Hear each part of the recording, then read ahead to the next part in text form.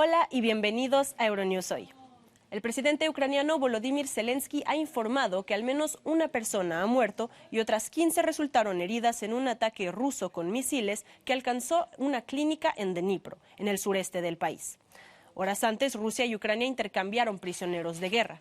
Los 106 prisioneros ucranianos liberados habían sido capturados luchando en Bakhmut, la ciudad devastada que Rusia asegura haber tomado, a pesar de que las fuerzas de Kiev dicen estar todavía presentes.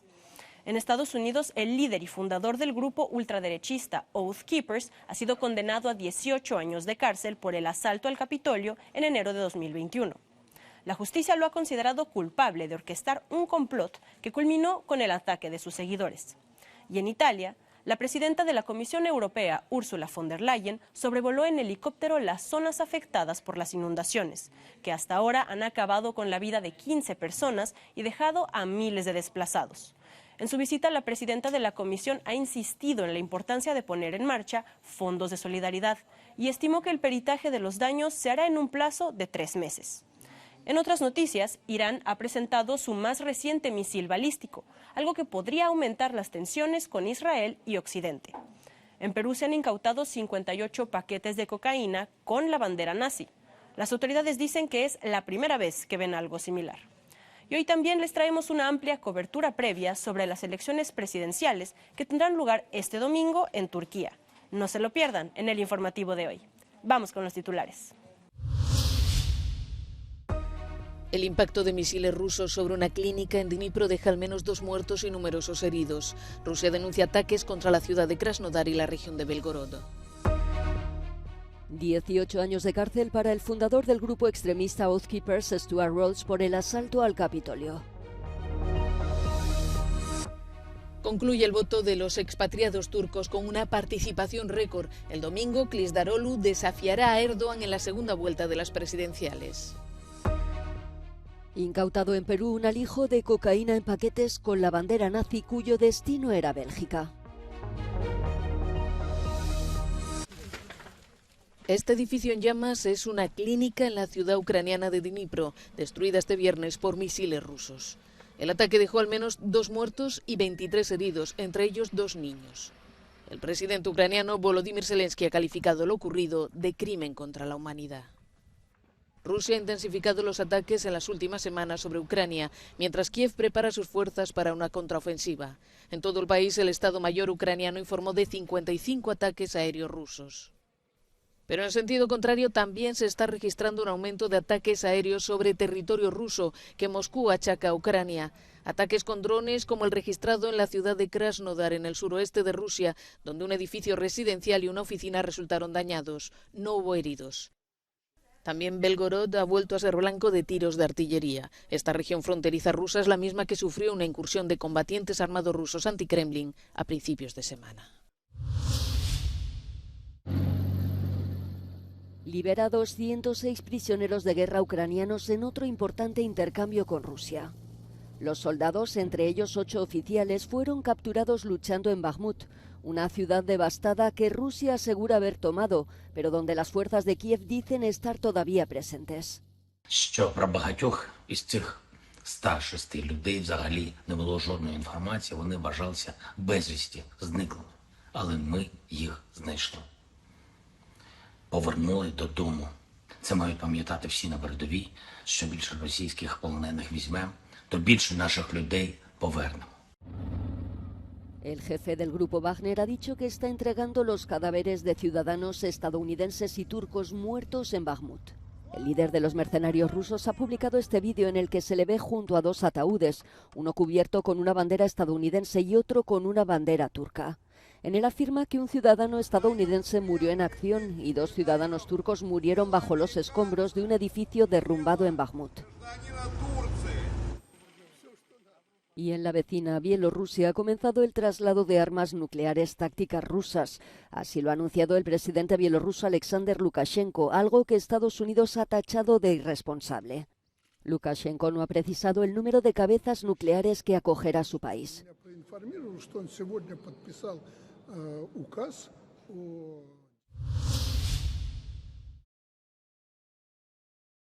18 años de cárcel para el fundador del grupo extremista Oath Keepers, Stuart Rhodes, por el asalto al Capitolio. Rhodes, de 58 años y que dice ser un preso político, es el primer inculpado sentenciado por conspiración sediciosa. Los fiscales pedían para él 25 años de prisión. Su defensa va a apelar las condenas. There's no way that he was the leader or the director of what happened on January 6th. He was just a convenient target. The Oath Keepers were a convenient target. The DOJ looked at them and said, oh, here are the scapegoats of what happened on January 6th. El 6 de enero de 2021, miles de seguidores del expresidente Donald Trump que no aceptaron su derrota en las presidenciales irrumpieron en el Capitolio mientras estaban reunidas las dos cámaras para certificar la victoria de Joe Biden. Resultado: 5 muertos y más de 140 agentes heridos.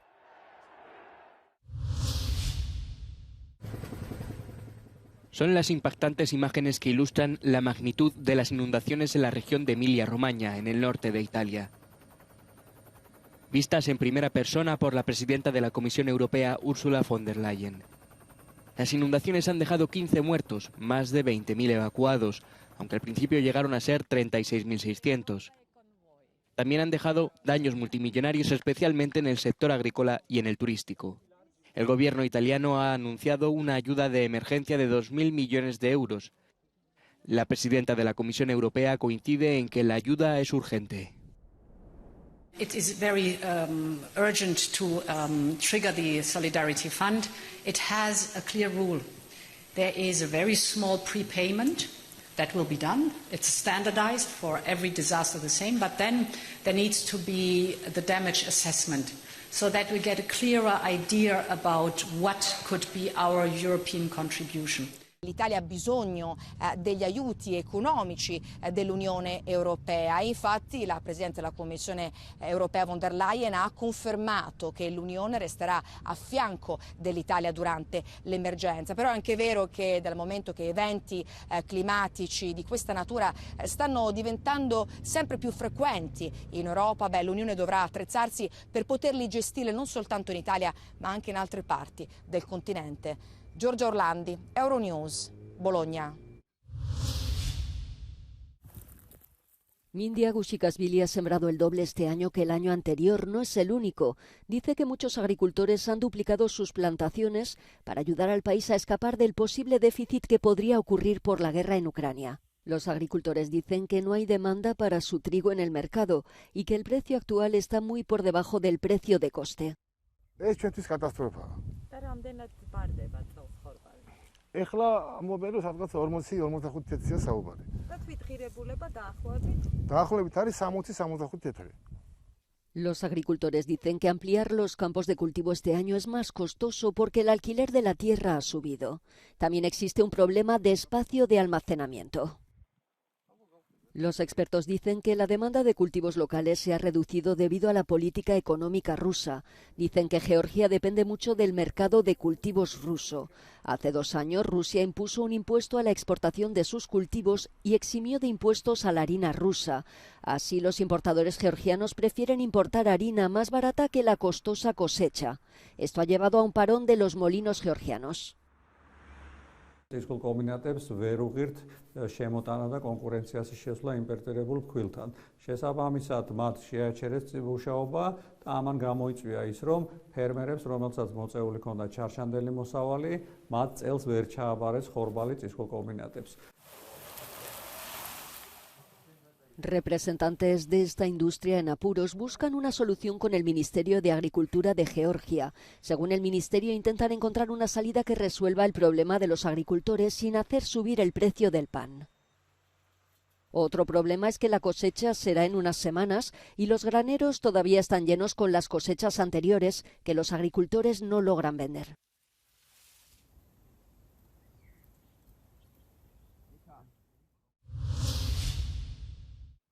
Eva Kaili queda en libertad condicional y sin pulsera electrónica. La Fiscalía belga ha levantado el arresto domiciliario impuesto a la ex vicepresidenta del Parlamento Europeo desde el pasado mes de abril y que cumplía tras pasar 4 meses en prisión. La eurodiputada griega fue detenida en diciembre en el marco del escándalo de corrupción conocido como Qatargate y que salpica a instituciones de la UE y a países como Marruecos y Qatar. En él están implicadas otras personas como la pareja de Kylie y el ex eurodiputado socialdemócrata italiano y supuesto cabecilla de la trama, Pier Antonio Panzeri. Miles de profesores rumanos han protagonizado una tercera jornada de huelga en una manifestación multitudinaria para reclamar mejoras salariales. Más de 150.000 acudieron a la manifestación, junto con más de 70.000 empleados auxiliares de la enseñanza y personal no docente. Los sindicalistas de la enseñanza quieren que el salario inicial de un profesor principiante sea al menos igual al salario medio bruto de la economía, mostrando así la importancia social del trabajo realizado. También quieren que los salarios anuales estén indexados a la inflación. La votación en el extranjero para la segunda vuelta de las elecciones presidenciales turcas ha concluido con una participación récord. Miles de sacos cargados de votos como estos fluyen desde distintas partes del mundo hacia Turquía. Casi 1,86 millones de votantes han acudido a las urnas y su decisión puede ser clave para inclinar la balanza a favor del presidente saliente Recep Tayyip Erdogan o de su rival socialdemócrata Kemal Kılıçdaroğlu. Erdogan rozó la mayoría absoluta en la primera vuelta, a pesar de la crisis económica y el desgaste de 20 años en el poder. İnşallah bir şeyler değişir bu seçimlerde de insanlar yurt dışına çıkma ihtiyacı duymazlar. Özgürce yaşarlar, ekonomi düzelir. İnşallah insanlar Türkiye'de kalır çünkü beyin göçü cidden ülkemizi de çok etkiliyor. Pero si los jóvenes quieren un cambio, los habitantes de las zonas más afectadas por el terremoto del pasado febrero también lo reclaman. Muchos se sintieron abandonados a su suerte. Biraz acımız büyük. Yani acımız büyük derken sadece beton olarak değil yani ekonomik olarak değil, duygusal olarak da çöktük. Çünkü herkes bir yakınını kaybetti. Hemen hemen her insan bir yakınını kaybetti, bir yara aldı yani. Onun için yani seçim gündemine, ülke gündemine biraz uzak kaldık yani. İnsanlar biraz daha kendi derdine düştü burada. El domingo se celebran elecciones en Turquía y las matemáticas electorales favorecen a Erdogan. El presidente cuenta con el apoyo del candidato ultranacionalista Sinan Oğan, que obtuvo el 5% de los votos en la primera vuelta. La extrema derecha solo obtuvo el 5% de los votos en la primera vuelta de las elecciones presidenciales turcas y, sin embargo, los electores del candidato de extrema derecha, Sinan Oğan, podrían inclinar la balanza de la segunda vuelta de las elecciones presidenciales, en función de si votan a favor de Erdogan o Kılıçdaroğlu. Para ganárselo, el candidato de la oposición ha multiplicado sus llamamientos y endurecido su discurso contra los millones de refugiados sirios que hay en Turquía. Buradan ilan ediyorum, ben iktidara gelir gelmez tüm mültecileri evlerine göndereceğim. Nokta. For months, they've been talking about inclusion, inclusivity, difference. You know, we're going to embrace everybody. You know, our table is open to everyone, etc., etc. And now, you know, within a space of less than 10 days, the CHP candidate and the parties is veered sharply to the right. Sin éxito, ya que a principios de esta semana el candidato de extrema derecha, Sinan Oğan, anunció que se ponía del lado de Erdogan. Seçimlerin ikinci turunda Cumhur İttifakı adayı Sayın Recep Tayyip Erdoğan'ı destekleyeceğimizi beyan ediyorum. Bize ilk turda oy veren seçmenlerimizi de ikinci turda Sayın Erdoğan'ı desteklemeye davet ediyorum. Entonces está todo atado para que gane Erdogan. No del todo, porque Sinan Oğan se presentó a las elecciones presidenciales en nombre de una alianza de partidos y justo su antiguo aliado Ümit Özdağ, otro partido de ultraderecha turco, ha decidido apoyar a la oposición, pero no tiene la certeza de que le vayan a seguir los electores de extrema derecha. We're going into uncharted territory. We've never seen the dynamics or the political dynamics of a runoff election before. Right. So my hunch is that we may be overestimating the value of this sort of two small right-wing parties. Sea cual sea el resultado de este domingo, la extrema derecha ha conseguido en cualquier caso imponer sus temas favoritos hasta el final de la campaña. Irán ha presentado lo que dice ser su misil balístico más reciente, una acción que probablemente aumente las tensiones con Israel y Occidente. Funcionarios iraníes han afirmado que el misil Kaibar, cuarta generación de la serie Khorramshahr, tiene una cabeza explosiva de 1.500 kilogramos. También tiene un alcance de 2.000 kilómetros, lo que le permitiría llegar a Israel. La televisión estatal mostró una prueba del nuevo armamento. Irán ha desarrollado estos misiles balísticos en parte, dice, como respuesta a las sanciones occidentales que le impiden acceder a aviones de combate modernos.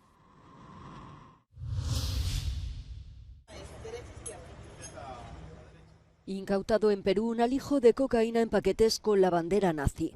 En total, 58 paquetes de aproximadamente 1 kilo, cuyo destino era Bélgica. El cargamento fue interceptado en el puerto de Paita en un barco con bandera liberiana que había llegado desde Ecuador. La droga había sido escondida dentro de un contenedor que transportaba espárragos. La operación implicó el registro de unos 80 contenedores. La policía peruana indicó que esta es la primera vez que en un alijo como este aparece la bandera nazi. Un coche chocó este jueves contra las puertas de Downing Street en el centro de Londres, donde se encuentran la residencia y las oficinas del primer ministro británico, lo que desencadenó una rápida respuesta de seguridad en uno de los lugares más fortificados de la ciudad. La Policía Metropolitana informó de que un hombre fue detenido en el lugar de los hechos bajo sospecha de daños criminales y conducción peligrosa. No se informó de heridos. El primer ministro Rishi Sunak se encontraba en su oficina en ese momento.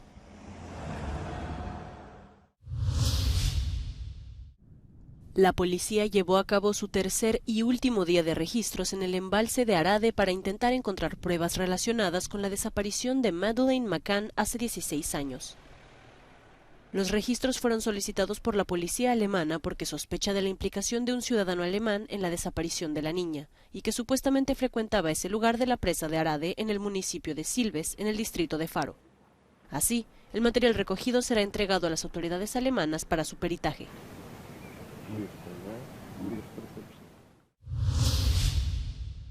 Hasta aquí llega nuestro informativo de hoy, pero les recordamos que seguimos con ustedes a través de nuestra página web y de nuestras redes sociales.